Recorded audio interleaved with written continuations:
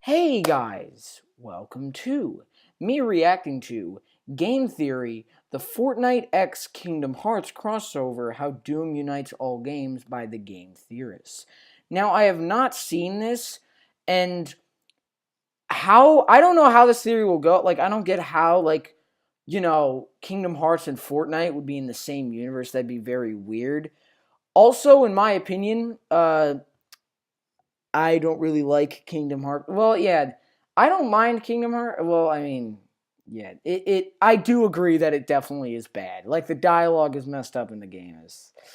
Game is very bad. It's very bad. But yeah, if you do like the game, that's fine. But anyways, guys, original links in the description. Make sure you go subscribe to the Game Theorist. That link's also in the description. Anyways, let's get right into it.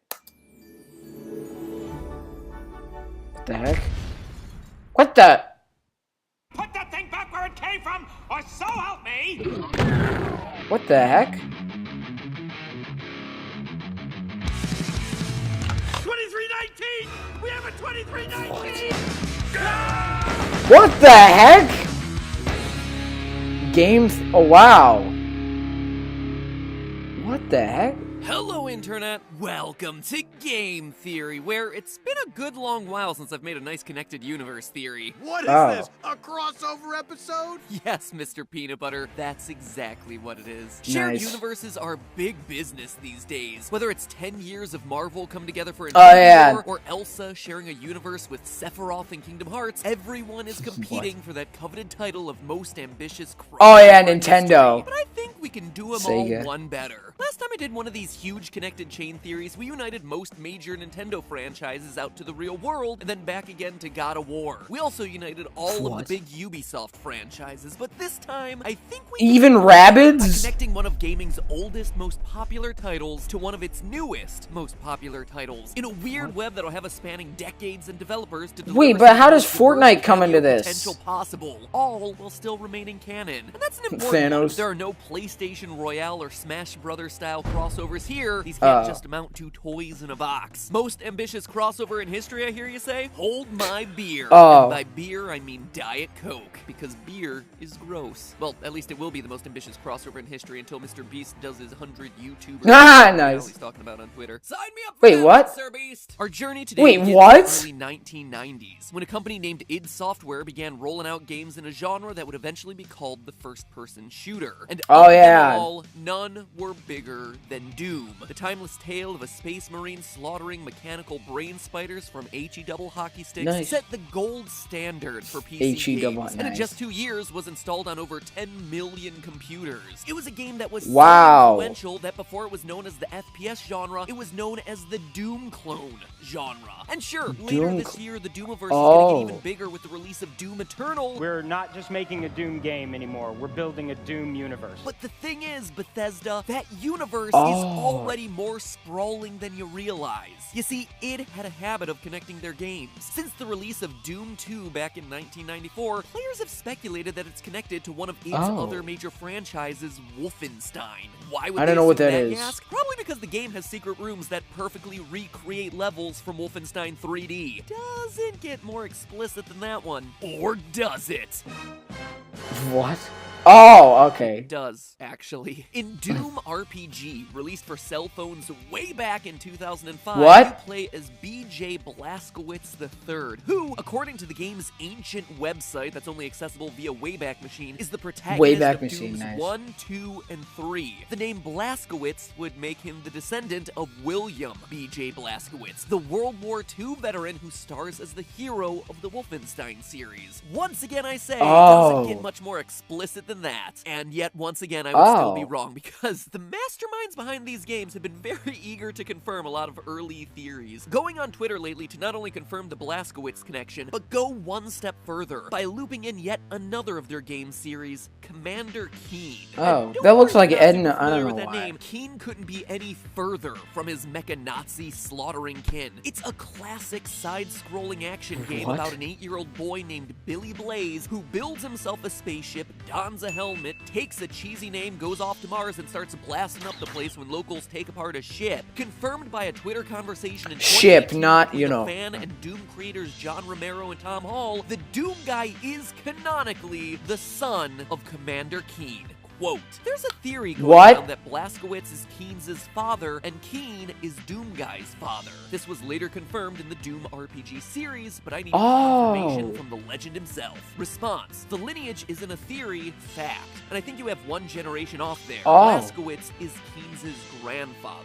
End quote. So we already have ourselves a lineage for one of gaming's most famous unnamed protagonists. But before we leave the idverse, let's just go ahead and throw Quake in there too, as Doom Guy appears in Quake Champions, specifically citing him carrying around the foot of his dead rabbit Daisy, a rabbit we see mentioned in episode 4 and the ending of the original Doom. Doom Guy is literally the OG John Wick, except instead of taking down mafiosos for killing his dog, he's taking down hell beasts for killing off his rabbit. Awesome! Anyway, all of this helps confirm that Doom 2016, the new reboot of the Doom franchise, actually stars the original Doom Guy, BJ Blazkowicz III himself. Notice how at the beginning of Doom 2016 you're in a high-tech lab, but for some reason you yourself are strapped to this random stone slab in chains, and how later in the level you see this replication of a stone sarcophagus? It's unusual until you read the other lore descriptions from Quake Champions. The priests brought down the temple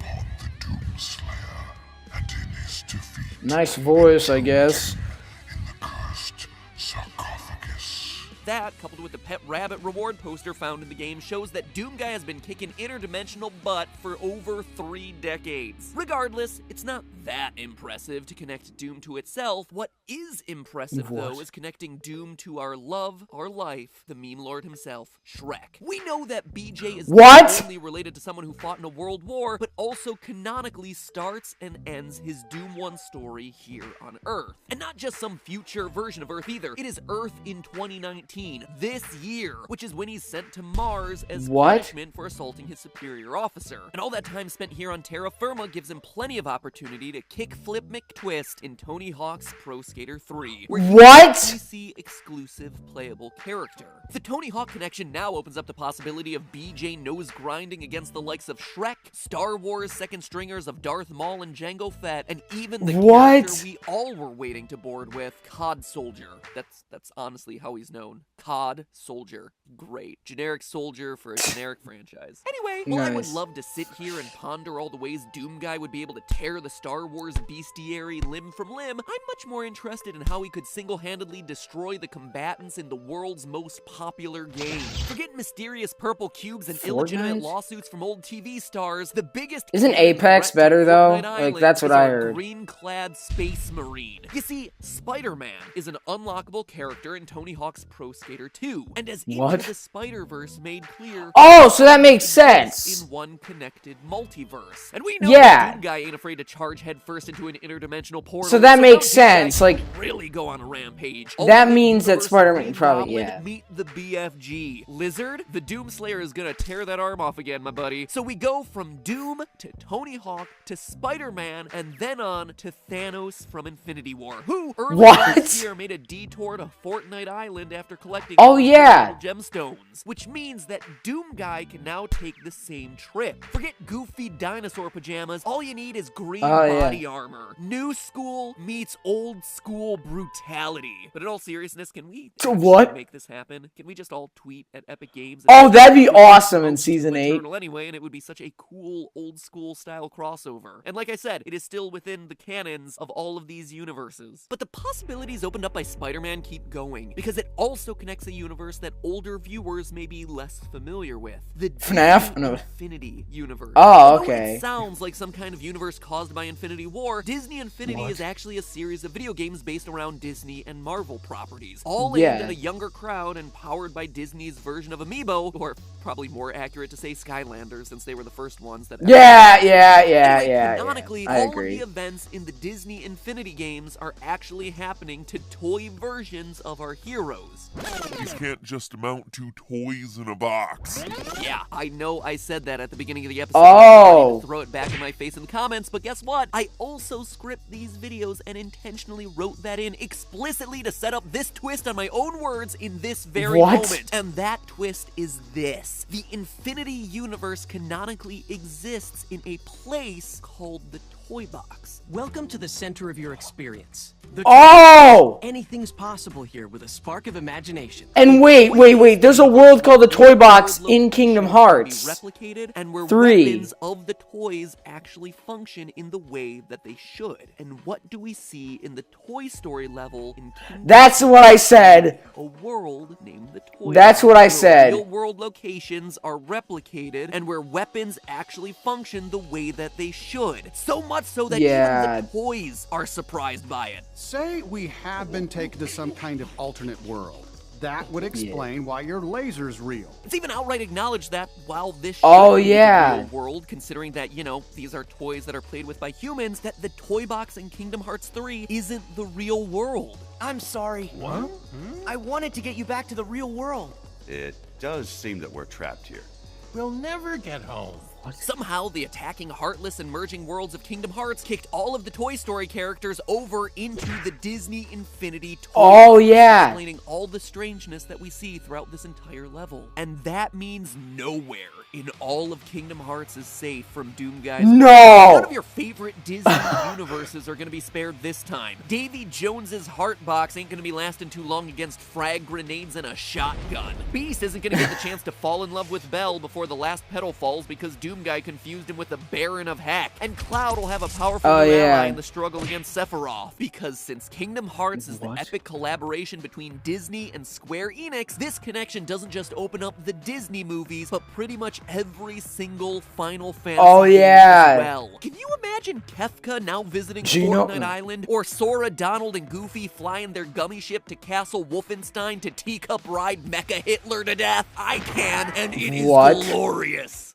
I'm legitimately really excited about that. I know I over-exaggerated that, but it would be the embodiment of all the stupid fun that video games have. And the Final Fantasy connection now opens up two other huge get my chunks in cat. this already massive web. The first comes courtesy of Final Fantasy 15. Now, even though So Kingdom he's Hearts also brings connecting moments that these? feel very reminiscent of people and settings the from heck? FF15, there have, to my knowledge, never been any direct physical links between the two universes. Oh yeah, didn't they have like some more trailer with with crossovers with Final Fantasy X, including the characters Tidus and Waka. The main setting of Final Fantasy X is the world of Spira. Now, follow me on this. Over in Final Fantasy 15, we have the city of Insomnia, the Crown City. I don't know what that Everywhere is, in so that metropolis, there are signs. Tons and tons of signs, all making coy references to famous enemies and characters from all the other installments. In fact, Reddit user Scissorman went out of his way to document as many as he could find. But there was one set that really stood out to me. The multiple references to Spira as a real-world location. Real enough to have multiple banks and security businesses named after that. And these also appear in the Final Fantasy 15 movie Kingsglaive. Now, I know this isn't confirmed 100%,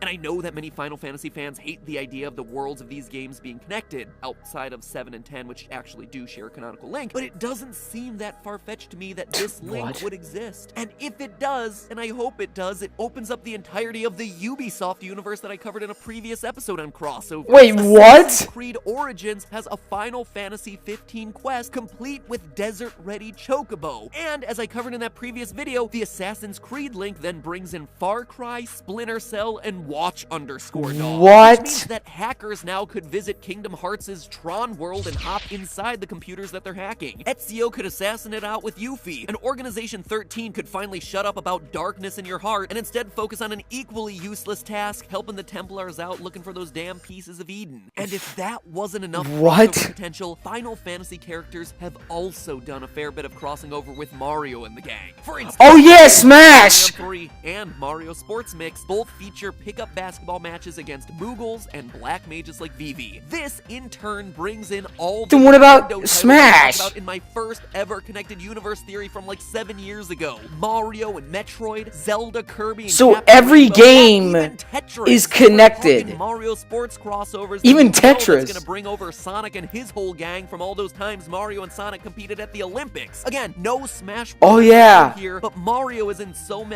places it hardly even matters. And with that, we've come full What if circle, there's- crossing over not only with Wait. a massive number of games, but crossing back Wait, over what? my first ever crossover theories in the first place. It's a crossover of crossovers. What? Episodes, which again just goes to show the seemingly endless limits that all these franchises can go. Link and Samus could hop into the battle bus and compete in the Battle Royale. Knuckles Oh, could that'd knock be heads sick. with Noctis. Kirby could dine with Ratatouille. Kamek could cast magic alongside What? Donald and compete for who's more annoying. Heck, Mecha Hitler could get repairs from Robotnik. When you stop and think about it, it seems like the only franchise left that isn't included is, well, FNAF. Ain't that a shame? Yeah, that's what I was thinking. Make one final crossover. FNAF? Just to finally give Purple Guy what's coming to him. But hey, Wow. that's just a theory. A game Nice. theory. Thanks for watching. Nice. So anyways, guys, hope you enjoyed this episode. Leave a like in the video, subscribe to my channel, and you guys will see you in the next one. Bye!